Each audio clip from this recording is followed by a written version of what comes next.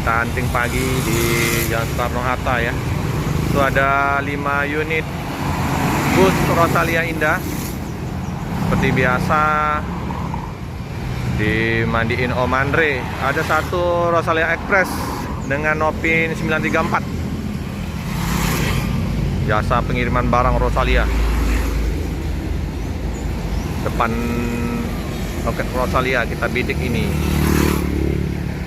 Seperti biasa itu ada Jember, Blitar, Cikarang, Bogor. Nah, nanti yang sisanya Jogja ada di KM 14.